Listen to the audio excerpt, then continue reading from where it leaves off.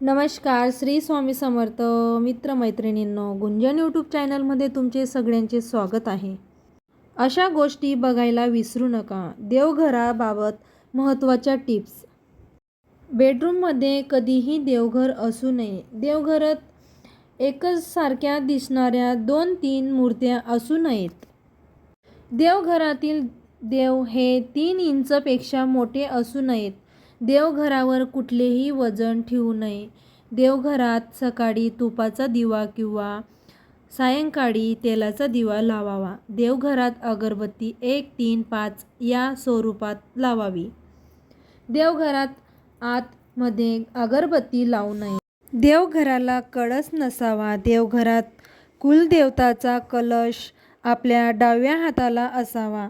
देवघरातील कलशातील पाणी हे पौर्णिमा ते पौर्णिमा बदलावे. देवघर कुठे कसे असावे? देवघर हे नेहमी पूर्व दिशेला किंवा उत्तर दिशेला घरच्या ईशान्य दिशेला असावे. पूजा करताना पूर्वेकडे तोंड करावे.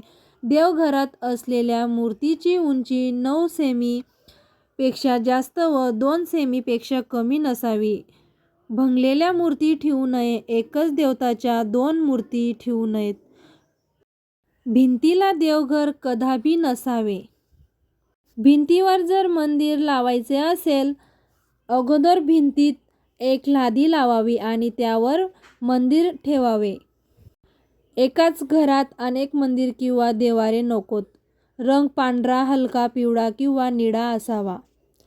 देवाऱ्याच्या समोर तिजोरी नसावी. कोणत्याही मृत व्यक्तीचे अथवा पूर्वजाचे फोटो लावणे चुकीचे आहे.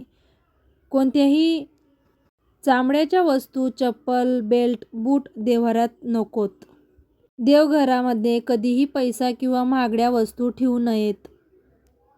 देव्हाऱ्यात देवतांची मांडणी करताना ती शंकूच्या आकारात करावी. गणपतीची स्थापना मध्यभागी करावी. गणपतीच्या उजव्या बाजूला कुलदेव, डाव्या बाजूला कुलदेवी ठेवावी. अन्नपूर्णादी, बाळकृष्ण किंवा मारुती वगैरे पुरुष देव असेल तर ते उजव्या बाजूला. मूर्तीची स्थापना आसनावर वरून पूजा करताना देखील आसनावर बसून पूजा करावी.